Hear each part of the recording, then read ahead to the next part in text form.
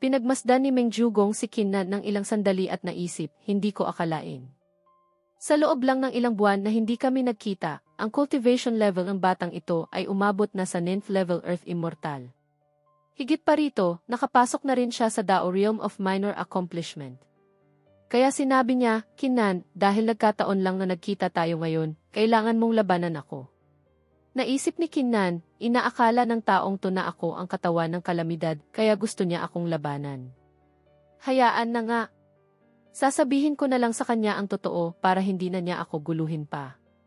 Kaya't tapat na umamin si Kinnan, Meng Jugong, sa puntong ito, hindi ko na itatago sa'yo. Ang totoo, hindi talaga ako ang katawan ng kalamidad. Dahil sa ilang personal na dahilan, nagsinungaling lang ako para maiwasan ang gulo. Nang marinig ito, nagulat si Meng Jugong at napasigaw, ano? Hindi ka ang katawan ng kalamidad? Sa isip-isip niya, lintik. Kaya pala. Ginawa lang pala akong parang unggoy na pinaglalaruan. Nagpakita ng pagsisisi si Kinnan at sinabi, ganoon nga ang totoo. Patawad kung hindi tayo nagkaintindihan. Sumagot si Meng Jugong, Kinnan, kung talagang nagsisisi ka suntukin mo ako. Sabi niya habang nagpapakita ng isang seryosong mukha. Natulala si Kinnan at napasigaw, ano nang sinabi mo? Napakibot ang gilid ng bibig ni Kinnan habang iniisip, may sayad ba sa utak ang taong to? Si Gulin Immortal King ay bumuntong hininga sa isip, ang bata-bata pa pero may sira na sa ulo. Nagtanong muli si Meng Jugong, hindi ba't gusto mo ng Bisenv si Hilin at D6 Nis? Sundin mo lang ang sasabihin ko, at ituturo ko sa iyo kung saan sa 6 Harmonies Forbidden Zone matatagpuan ang dalawang immortal item na yan. Nagkamot ng ulo si Kinnan at nagtanong, totoo ba yan? Hindi mo naman ako niloloko, di ba? Naiinis na sumigaw si Meng Jugong, tama na ang daldal. 3 bahagi lang ng cultivation mo ang gamitin mo, sapat na iyon. Nang marinig ito, napilitang sumang-ayon si Kinnan. Sige, hindi na ako magiging magalang. Pagkasabi nito, nagpakawala siya ng Immortal Force, ikinumpol ito sa kanyang kamao. Blag! Isang malakas na tunog ang umalinggaw-ngaw. Si Meng Jugong ay sumalpok sa pader. Boom! Isang malaking pader ang nadurog dahil sa lakas ng pagtama ng kanyang katawan. Habang bumabangon, sinabi ni Meng Jugong, kakha. Isang ordinaryong suntok. Kung hindi dahil sa katawan ng kalamidad, paanong tatama iyon sa akin? Kinnan, sa pagkakataong ito, talo mo ako. Pagkasabi nito, may kinuha siya mula sa kanyang manggas, isang jade tablet, at inihagis ito kay Kinnan. Sa'yo na itong peking jade. Alam kong nagsisinungaling ka lang na hindi ka ang katawan ng kalamidad para lokohin ako. Sa susunod, maglaban tayo ng maayos. Napabuntong hininga si Kinnan, sinasabi ko na nga sa'yo ang totoo, bakit ayaw mong maniwala? Sa kanyang isip, nagsimula na siyang mamroblema.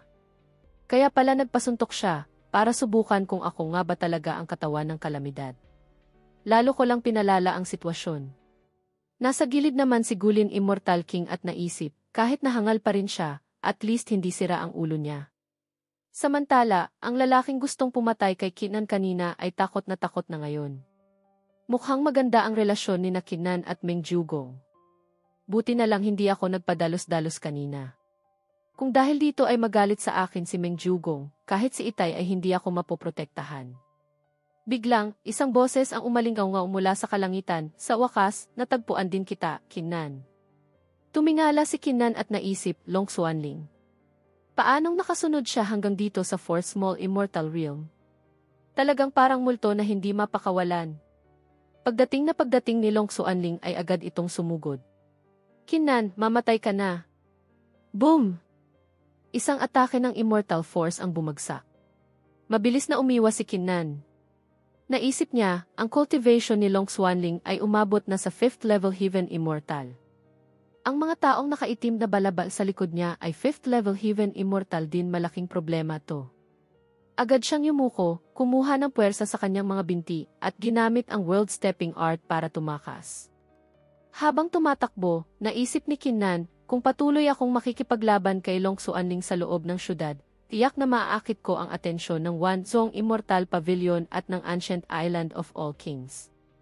Mas mabuti pang pumasok na lang ako sa 6 Harmonies Forbidden Zone. Sakto, mahahanap ko na rin ang Byzantine at Disitzetinis. Habang humahabol, sumigaw si Long Xuanling, Kinan. Hindi naging madali para sa amin na mahanap ka. Huwag kang umasang makakatakas.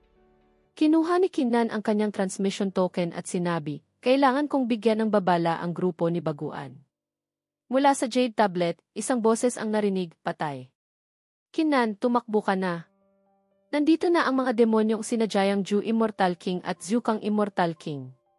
Lumingon si Kinan at sinabi, nakikita ko na sila. Dumating na nga ang grupo ni Baguan Demon King na parang mga itik na tumatakbo para sa kanilang buhay. Sumigaw si Jiangju Immortal King, Kinan, nandito ka rin pala talaga. Nang makita ang mga kalaban na parang mga gutom na tigre, nag-aalalang nagtanong si Baguan, Kinan, anong gagawin natin? Sumagot si Kinan, huwag mag-alala. Tatakbo tayo papasok sa Six Harmonies Forbidden Zone. At nagsimula na silang lahat na tumakbo papunta sa Flying Immortal Bridge. Isang malaking grupo ang humahabol sa isang maliit na grupo, isang nakakatawang tanawin. Habang humahabol, naisip ni Long Xuanling, hindi ko akalain na nakabangga rin pala ng batang ito ang mga PLS ruler na to, tinutulungan talaga ako ng langit. Mukhang kahit wala si Nameless Immortal King, mapapatay pa rin natin si Kinan ngayon. Bigla, lumabas mula sa katawan ni Kinan ang Heaven Mending Cauldron. Nilibak ni Mingwang si Kinan, hahaha. Tumatakas na naman kayo. Naiinis na sinabi ni Kinan, nasa ganito na tayong sitwasyon, kung manonood ka lang sana, okay pa. Bakit kailangan mo pang mang-asar? Naramdaman ni Mingwang na medyo sumobra ang biro niya. Sige na nga. Ngayon lang, gagawa ako ng exception. Ibigay niyo sa akin ang inyong Immortal Force. Agad na ipinasa nilang lahat ang kanilang Immortal Force sa Heaven Mending Cauldron. Nang mapunuan ng Immortal Force, ibinuka ni Mingwang ang kanyang bibig at inilabas ang Wrath of Mingwang. Nang makita ang papalapit na kapangyarihan, napasigaw si Jiangju Immortal King, hindi maganda. Ngunit natigilan siya at nagtanong, bakit ang hina ng kapangyarihang ito? Nang makita ang napakahinang atake ni Mingwang, sinabi ni Jiangju Immortal King sa lahat, kahit na kaya niyang pumatay ng mga cultivator na nasa Peak Heaven Immortal Realm, wala itong epekto laban sa isang PLS ruler. Sumigaw si Baguan Demon King, lintik. Mingwang, hindi ba't ikaw ang pangalawa sa 10 Ancient Evils? Bakit ang hinahina mo? Sumagot si Mingwang, sa ngayon, pinipigilan ako ng Heaven Mending Cauldron. Higit pa rito, hindi sapat ang Immortal Force na ibinigay ninyo. Ano pa ang magagawa ko? Sa huli, kasalanan nyo pa rin. Pinagsabihan ni Kinan ang mga kasama, tama na ang pagtatalo. Kahit paano, ang atake ni Mingwang kanina ay nagbigay sa atin ng oras. Malapit na tayong makapasok sa Six Harmonies Forbidden Zone. Kaya't masayang tumakbo papasok ang grupo ni Baguan Demon King at Kinan. Pagkatapos, masayang sumigaw si Baguan, magaling. Nakapasok na tayo sa Six Harmonies Forbidden Zone. Sa kabilang banda, nakita ni Long Xuanling na nakapasok na sila sa loob ng restriction. Nagmura siya ng malakas, lintik. Nagtanong si Zhukang Immortal King, ano na ang gagawin natin ngayon? Nagbigay ng opinyon si Jiangju Immortal King, kahit nahabulin natin sila ngayon, may 30% tsansalang na mahuli natin sila. Bukod pa riyan, magsisimula na ang malaking pagbabago sa loob ng 1 hanggang 2 araw. Malamang ay hindi rin tayo papayagan ng mga Nine Heaven Supreme na pumasok sa Six Harmonies Forbidden Zone ng maaga para maiwasan ang mga hindi inaasahang pangyayari. Bumuntong hininga si Guking Immortal King, kung ganoon, maghintay na lang tayo. Sa kabilang dako, nagreklamo si Baguan Demon King, ano ba to? Hindi lang pinigilan ng 5 antas ang ating cultivation, ang abot din ng ating divine sense ay limitado na lang sa 99 zhang.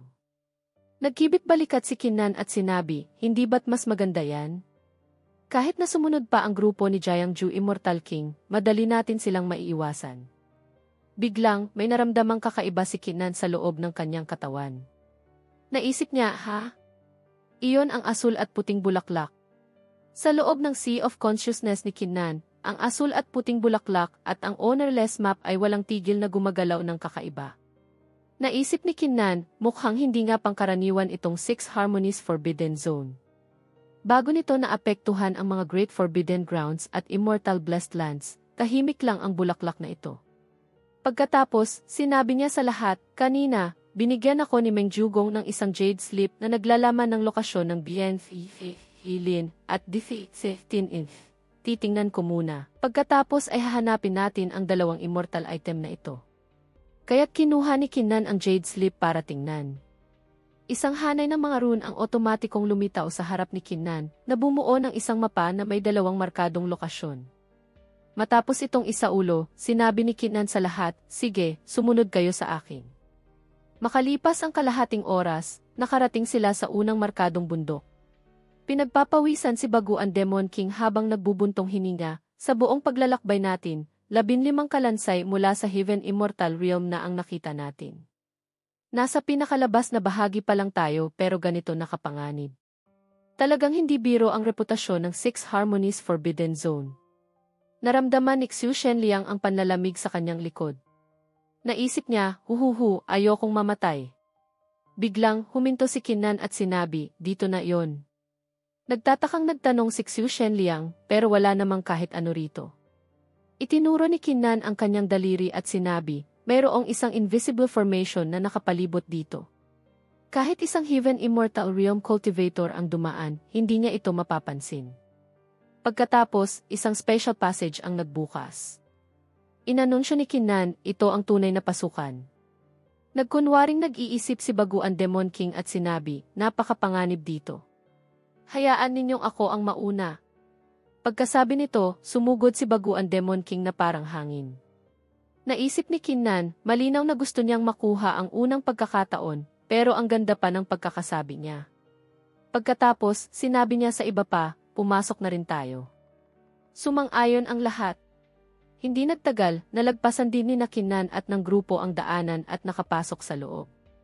Napamura ang ilan sa kanila, lintik. Mga semi-finished product pala ng Descent si Hilin at DC-17 Inch. Hindi pa sila ganap na nabubuo. Bumuntong hininga si Kinnan, mukhang kailangan na nating pumunta sa susunod na lokasyon. Sa sandaling iyon, isang grupo ng mga tao ang lumitaw sa labas. Pare-pareho ang kanilang kasuotan. Isang miyembro ang tumawa ng malakas, hahaha, tama nga ang hula ko. Siguradong mayroong heavenly treasure dito, nakatago lang sa isang formation. Ngunit bago pa man siya matapos magsalita, nakita niya ang grupo ni Kinnan na papalabas. Nagulat siya at nagtanong, ha? Sino kayo? Nagkunwaring maalam si Baguan Demon King at sinabi, may nakasulat na Saint sa kanilang mga noo. Sila ang mga miyembro ng Saint Tribe. Isa rin ang Saint Tribe sa 100 Ancient Clans, at ang kanilang pamilya ay nasa Second Small Immortal Realm. Narinig ko na ang lakas nila ay maaaring nasa top 20 sa loob ng 100 clans. Naisip ni Kinnan, tila may kaugnayan si Princess Miao Miao sa Saint Tribe. Nagtanong muli ang lalaki, hindi kayo miyembro ng Saint Tribe, pero nagawa niyong matagpuan ang lugar na ito. Mukhang may kaunti kayong abilidad. Maganda ang mood ko ngayon, ayokong pumatay. Kung matalino kayo, umalis na kayo. Nagalit si Kinnan at nagtanong, kami ang unang nakahanap sa lugar na ito. Anong karapatan ninyong paalisin kami? Mayabang na sumagot ang lalaki, ano naman kung kayo ang unang nakakita? Hindi niyo ba alam na lahat ng mga kayamanan sa mundong ito ay pag-aari ng aming Saint Tribe? Dahil hindi ninyo alam kung ano ang makakabuti sa inyo, huwag niyo akong sisisihin kung hindi ako magiging magalang. Sinabi ng grupo kay Kinnan, gusto makita ng binatang amo na ito kung paano ninyo pipigilan ang atake naming 10. Pagkasabi pa lang nila, inilagay na ni Kinnan ang kanyang kamay sa likod, tinipon ang Immortal Force, at sumuntok patungo sa kanila. Lahat sila ay tumilapon. Inalalayan ng kanyang mga tauhan ang binatang amo ng Saint Tribe, habang sinasabi nito, ang lakas ng loob mo. Isang tauhan ang nag-utos sa iba, kayong siyam, bilisan niyo't gamitin ang Saint Spirit Body at ilabas ang Secret Art para pigilan ang batang iyan. Ngayon, ilalabas ko na ang binatang amo mula rito. Nang marinig ito ni Kinnan, sinabi niya, huli na para tumakbo ngayon. Agad na isinara ang kuweba. Ang pressure ay nagpaluhod sa kanilang lahat sa lupa. Nataranta ang binatang amo at sumigaw, anong gusto mong gawin? Sinasabi ko sa inyo, ang lolo ko ay isang 9 Heaven Supreme, ang second elder ng Saint Tribe. Bukod pa riyan, marami ring miyembro ng Saint Tribe sa paligid. Kung kayo di. Nagulat si Baguan Demon King at nagtanong, hindi pala biro ang pinagmula ng batang to. Ngunit, lumapit na si Kinnan sa binatang amo, tumingin sa kanya ng malamig at nagtanong, tinatakot mo ba ako? Sumigaw muli ang binatang amo, ikaw ang lakas ng loob mong insultuhin ako ng ganito. Tiyak na lilipulin ko ang buong sekta mo. Nang marinig ito, nainis na si Kinnan. Galit siyang nagtanong, lilipulin ang sekta ko. Pagkasabi nito, agad siyang sumugod, itinaas ang isang binti at sinipa ng malakas ang binatang amo. Tumama ito sa pader ng kuweba, napasigaw sa sakit.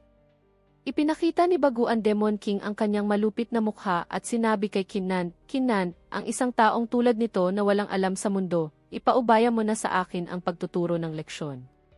Pagkasabi nito, malamig na lumapit ang demonyong hari sa nakahigang binatang amo. Natakot ito at sumigaw, ikaw anong gagawin mo? Huwag kang lalapit. Sa sandaling iyon, umalingaw-ngaw ang nakakatakot na tawa ni Baguan Demon King, hehehe. Bumigkas ng isang dasal si Monkyu Anjay, Amitabha Buddha. Kasalanan, kasalanan. Pagkatapos, hinimatay ang binatang amo dahil sa ginawa ni Baguan. Binuksan nito ang storage bag at sinabi, tingnan natin kung anong magagandang bagay ang dala ng batang to. Bumaling si Baguan Demon King sa binatang amo na nakahandusay, hindi ba't apo ka ng second elder ng Saint Tribe? Bakit walang kahit isang piraso ng Bisenf Lin o D17 sa storage bag mo? Ang binatang amo na ngayon ay hindi na nakahiga kundi nakaluhod na sa sahig, ay umiiyak na nagsabi, ito hindi nyo ako masisisi. Pumunta kami sa labas ng 6 Harmonies Forbidden Zone para maghanap ng DNF Lin at D17 Lahat ng nahanap namin dati ay naibigay na sa elder. Umisi si Baguan Demon King, hehe, bata, magsabi ka ng totoo. Ilan na ang Bisenf Lin at D17 na nahanap ng tribo ninyo? Sumagot ang lalaki, huwag kayong umasang manakaw nyo ang mga ito. May 2 peerless ruler mula sa aming tribo na nakarating na sa 6 Harmonies Forbidden Zone. Sa labas ng Forbidden Zone, mayroon pang isang 9 Heaven Supreme. Nang marinig ito, namutla sa takot si Baguan Demon King. Lintik. Sa ganyang linop, kahit bigyan pa ako ng 10 lakas ng loob, hindi ako mangangahas na magnakaw. Dagdag pa ng lalaki, pero maaari nyo akong gamitin para makipagpalitan. Siguradong makakakuha kayo ng maraming Bisenf Lin at D17 Naiinis na sinabi ni Baguan Demon King, bata, akala mo ba hindi ko nakikita yang maliit mong plano? Kung gagamitin ka namin para makipagpalitan, hindi ba't para na rin kaming nagpakulong sa sarili namin? Nang marinig ito, malamig na suminghal ang binatang amo. Nagtanong ulit si Baguan Demon King, nga pala, ito yung jade slip na nakuha sa storage bag mo. Ano nang ibig sabihin ng mga nakaukit na pattern dito?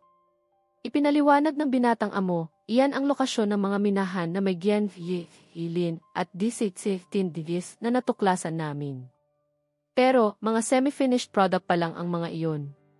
Wala pang ang kumpletong minahan dito. Nadismayang nagtanong si Baguan Demon King, ano? Hindi pwede. Kayo ang unang nag-umpisa ng gulo. Kung hindi kayo magbibigay ng isang bagay na may halaga, hindi namin kayo basta-basta pakakawalan. Sumagot ang binatang amo, sandali.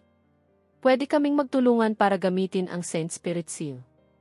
Sa loob lang ng 5 araw, magagawa naming gawing finished products ang lahat ng semi-finished na Gianf Lin at D17 dito.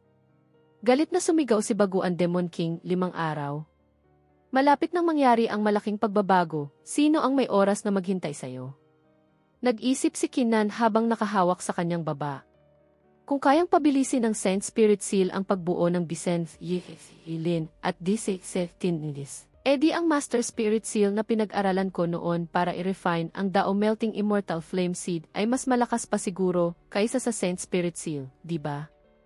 Pero, sinabi ng misteryosong powerhouse na nag-iwan ng Dao Melting Immortal Flame Seed na bago ako maging 9 Heaven Supreme, hindi ko pwedeng gamitin ang Master Spirit Seal sa harap ng Saint Tribe. Kung hindi, magdudulot ito ng malaking sakuna. Mukhang kailangan ko silang iwasan bago ako kumilos. Sa sandaling iyon, lumapit si Xuyan at nagtanong, Kinnan, ano sa tingin mo ang gagawin natin dito? Hayaan na kaya natin silang subukang gamitin ang Saint Spirit Seal para pabilisin ang pagbuo ng mga ito. Tumanggi si Kinnan, hindi na kailangan. May naisip na akong paraan. Ilabas niyo muna sila. Susubukan ko. Kung hindi gumana, saka natin sila pabayaang gamitin ang Saint Spirit Seal. Nakita ni Baguan Demon King na may binubulong si Kinnan kay Xuyan at nagtanong, bakit ang misteryoso niyo? Tiniyak ni Monk Yuanjay, siguradong may sariling dahilan si Kinnan. Ilabas na natin sila ngayon. Kaya't naiwan si Kinnan habang dinala ng grupo ni Baguan ang mga bihag palabas. Naisip ni Kinnan, para makasiguro, kailangan kong maglagay ng restriction. Pagkatapos, iwinasiwas ni Kinnan ang kanyang kamay at agad na nabuo ang isang selyo. Sana, gumana ang Master Spirit Seal gaya ng inaasahan ko. Pinagdikit ni Kinnan ang kanyang mga palad at nagsimulang gamitin ang Spirit Seal. Mabilis na pumasok ang seal sa mga Gian Hilin at D-17 Ingis. Hindi nagtagal, lahat ng Gian Hilin at D-17 Ingisu ay ganap ng nabuo. Naisip ni Kinnan, napakagaling. Mukhang hindi nga pangkaraniwan ang Master Spirit Seal na ito. Sa loob lang ng 900 paghinga, nagawa nitong buuin ang mga ito. Mabilis na tinipo ni Kinnan ang lahat ng finished products. Masaya siyang nag-isip, sa susunod, kahit semi-finished product pa ang makita ko, hindi ko na kailangang mag-alala. Nang makita si Kinnan na papalabas, agad na nagtanong si Monk Yuanjay, Kinnan, kamusta? Masayang ipinaalam ni Kinnan sa kanila gamit ang Divine Sense, nahanap ko na ang paraan para makuha ang kumpletong Hilin at D-15 days. Sumigaw ang grupo, napakagaling. Ikaw na talaga, Kinnan. Sinabi ni Kinnan sa binatang amo, kayong 10 ay kailangang gumawa ng Immortal Demon Oath, at mga kung hinding-hindi ninyo isisiwalat ang nangyari dito. Kung ganoon, hindi ko kayo papatayin. Agad na sumang-ayon ang binatang amo, susumpa ako. Susumpa ako ngayon din. Pagkasabi nito, 3 command tablet ang agad na lumipad palayo.